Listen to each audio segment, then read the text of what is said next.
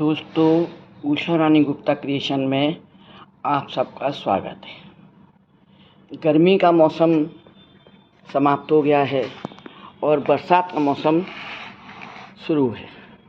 वैसे इस बार मौसम बरसात का आ गया है, लेकिन बारिश तो नहीं आई है। लेकिन हमें तो अपनी अगले मौसम की तैयारी करनी होगी। सर्दियों के मौसम में बहुत वैरायटी के फूल आते हैं और उसकी सारी तैयारी हमें जुलाई अगस्त से ही करनी पड़ती है। इस बार जुलाई में बिल्कुल बारिश नहीं हुई, इसलिए बहुत कम लोगों ने उसकी तैयारी शुरू की। जिनके पास थोड़ा सा शेड था उन्होंने तो कर ली, और जिसके पास शेड नहीं था उन्होंने नहीं किए। लेकिन अब तो हमें करनी ही पड़ेगी, क्योंकि अब हम नहीं करेंगे तो बहुत लेट हो जाएंगे। मैंने भी 8-10 दिन पहले गुलदाउदी की कटिंग लगा दी है, क्योंकि सर्दियों में सबसे पहले नवंबर और दिसंबर से गुलदाउदी खिलना शुरू होती है। तो उसी कटिंग मैंने लगा के तैयार कर दी है, और अब उनको मैं गमलों में कुछ में ट्रांसफ़र कर दी है, तो मैं उसको बाद में ट्रांसफ़र करूँगी। अब अक्सर देखा है कि हम सर्दी के मौसम की जुलाई से शुरुआत मेहनत करते हैं, लेकिन नवंबर तक आते आते अक्टूबर तक कई बार उसमें रोग लग जाता है। और किसी भी पेड़ पौधे में अगर एक बार रोग आ जाता है तो फिर इसका इलाज होना नामुमकिन ही हो जाता है, और इतने महीनों की मेहनत हमारी बेकार चली जाती है। तो इसके लिए मैं गमला भरने से पहले मैं क्या मिलाती हूँ, ये मैं अपना सीक्रेट आप लोगों को बताऊँगी, जिससे आपके गमलों में भी कोई रोग नहीं लगेगा और आपकी मेहनत बेकार नहीं जाएगी, और सर्दियों में आप अपने गुलदाउदी के फूल का आनंद लेंगे। गुलदाउदी को फूलों की रानी कहा जाता है, और वाकई में वो रानी होती है कि उसमें इतनी खुशबू, इतने कलर, इतनी वैरायटी होती है कि तबीयत खुश रहती है। उसको एक बार देख लेते हैं तो आपका मन कितना भी उदास हो, आप खुश हो जाते हैं। तो दोस्तों, आपको मेरा वीडियो देखें उससे पहले मेरा एक लाइक तो बनता ही है, क्योंकि मैं आपके लिए एक से एक ढूंढ के अपने सीक्रेट और जानकारी आपको शेयर करती हूँ, जिससे आपको लाभ होता है। और आपको लाभ होता है तो दोस्तों मुझे लाइक तो मेरा बनता ही है, और अपने दोस्तों को भी शेयर कर दें, जिससे वो भी उसका लाभ उठाएं और अपना मेहनत उनकी बेकार न जाए, और उनके फूल भी सुंदर सुंदर खिलें और वो भी खुश रहें, उनकी बगिया भी महके। तो मैं उसमें और आप पहली बार देख रहे हैं तो सब्सक्राइब अवश्य कर दें। सब्सक्राइब करेंगे तो मेरा वीडियो आपको पहले मिलेगा, और सब्सक्राइब करने में जब ब्लैक घंटी आएगी उसको दबा देंगे तो आपका मेरा वीडियो सबसे पहले मिलेगा, और आपको दोबारा सब्सक्राइब नहीं करना पड़ेगा। और कमेंट्स तो ज़रूर करें, क्योंकि आपके कमेंट्स ही मुझे प्रोत्साहन देते हैं और मुझे नई नई वीडियो बनाने का उत्साह मिलता है। तो मैं अब आपको बताऊँगी कि मेरा क्या सीक्रेट है कि मैं गमला जब भरती हूँ तो उसमें क्या डाल देती हूँ, जिससे मुझे कोई भी प्रॉब्लम नहीं होती और मेरी गुलदाउदी में कोई रोग नहीं लगता है। अब मैं आपको बताती हूँ कि मैं अपना गमला भरते समय क्या क्या मिलाती हूँ। आप बोरी पर एक खाद पड़ी देख रहे हैं, ये गमले की पलटन है। पलटन यानी जो गर्मियों में मेरे पौधे लगे थे, कौचिया के और सबके पुटलाका वगैरह के, वो जब समाप्त हो गए तो उस पौधों में मिट्टी में कोई ताकत नहीं थी, तो उन गमलों को मैंने पलटा है, इसलिए उनको पलटन बोलते हैं। लेकिन ये वेस्ट नहीं है, हम इसको कुछ चीज़ें ऐसी मिला देंगे कि इसमें फिर से न्यूट्रिशन पैदा हो जाएंगे। मेरे पास आप देख रहे हैं कि एक टब में 2 जगह खाद रखी हुई है। एक काली खाद है, वो सड़े गोबर की खाद है, और दूसरी मेरी कंपोस्ट है। आप वर्मी कंपोस्ट बाज़ार से भी ले सकते हैं, या अपने किचन वेस्ट से घर पर भी बना सकते हैं। मैंने किचन वेस्ट से कंपोस्ट बनाना आप लोगों को एक वीडियो डाला था, आपने देखा होगा।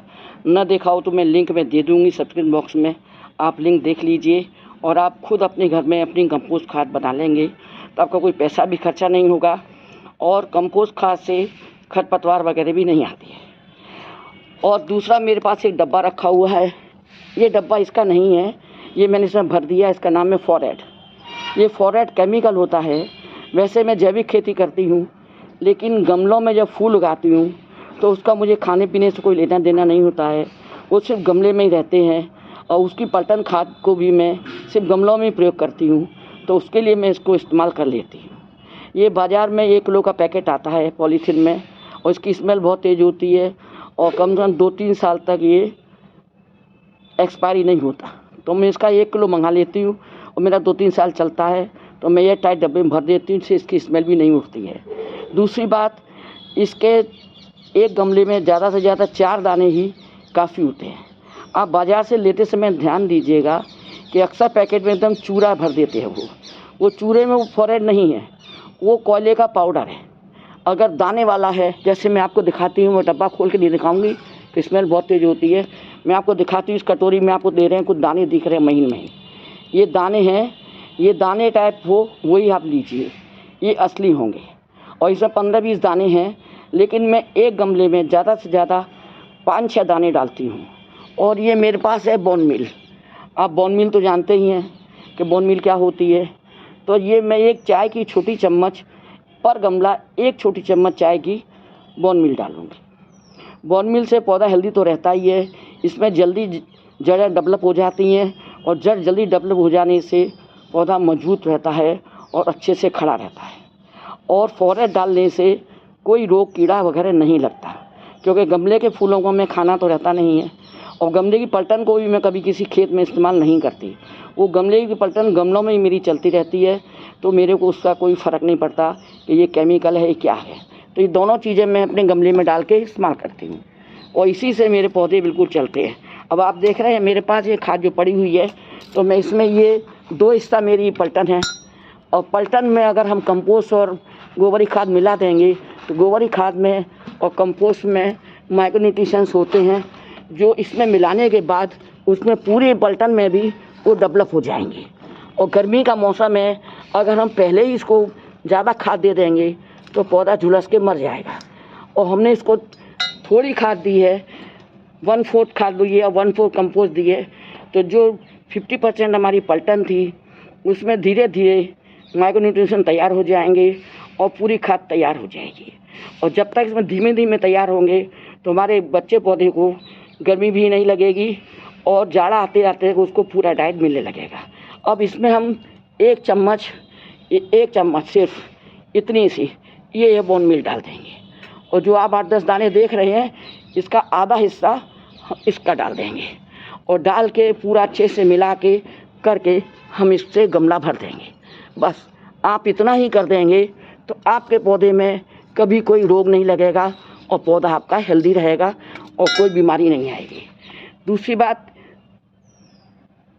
नवंबर के महीने में जब वो पाला पड़ने लगता है, जनवरी में, तो कोहरा आने लगता है। तो कोहरा आने से भी पेड़ों को पाला लगता है। तो उसके लिए मैंने वीडियो आप लोगों को दिया है, आप देख लीजिएगा। ना देखा हो तो मैं लिंक में आपको दे दूँगी, आप फिर से उसको देख लें। और सिर्फ पानी से ही आपके पौधे पाले से और माहों से बचे रहेंगे, क्योंकि जब माहो लग जाता है तो पौधा बचता नहीं और समाप्त हो जाता है। और मैंने इसके लिए एक लिक्विड खाद भी बनाई है, वो भी आप देख लेंगे तो वो किस तरह से डालनी है और किस तरह से प्रयोग करनी है। तो फिर आपको कुछ भी करने की ज़रूरत नहीं पड़ेगी, और एक ही खाद पूरे सर्दी के मौसम के लिए आपका पूरा काम करेंगे। तो दोस्तों, आपने देखा किस तरह से बहुत हल्के में थोड़े सामान से ही हमारा गमला तैयार हो गया, और तैयार होने के बाद रोग मुक्त भी रहेगा। जैसे वैक्सीन लग जाती है तो रोग नहीं होता, उसी तरह से पहले से आप इसको कर देंगे तो आपके पौधे में कोई रोग नहीं लगेगा, और आपका पौधा हेल्दी और स्वस्थ रहेगा।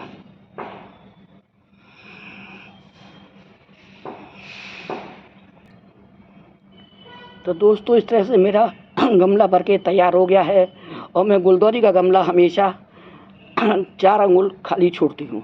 4 अंगुल खाली छोड़ने का कारण ये है कि एक तो पौधा छोटा बच्चा होता है तो ज़्यादा खुराक नहीं ले पाता है। दूसरी बात, जैसे जैसे पौधा बड़ा होता है तो गमले के अंदर रहता है और बाहर नहीं आता, और जो बाहर आता है तो धीरे धीरे हर महीने पे हम इसमें थोड़ी थोड़ी खाद देते रहते हैं। तो आधा पौधा तो हमारा गमले के अंदर ही रहता है, तो जब आंधी पानी वगैरह आती है तो उससे काफ़ी सपोर्ट मिलता है। हम उसमें स्टिक का गोला तो लगाते हैं, लेकिन फिर भी पौधे जब ज़्यादा लंबे होते हैं तो वो गिरने लगते हैं और गिर जाते हैं और लटक जाते हैं। लेकिन इसमें हमारा आधा पौधा इसके अंदर रहता है और सारी डालियों को सपोर्ट मिलता रहता है, हमारा पौधा हमेशा खड़ा रहता है और उस पर पानी का ज़्यादा असर नहीं होता। तो दोस्तों इस तरह से हम गमला भरते हैं। और हमारे पौधे आपने देखे होंगे, हमने अपने बगिया की कई वीडियो डाले हैं, आपने देखे होंगे ज़रूर। ना देखो तो लिंक में दे दूँगा, आप देख लीजिएगा कि किस तरह से हमारी बगिया हमेशा हरी भरी खिली रहती है और बहुत सुंदर लगती है। तो आपने दोस्तों मेरा वीडियो देखा, इसके लिए बहुत बहुत धन्यवाद।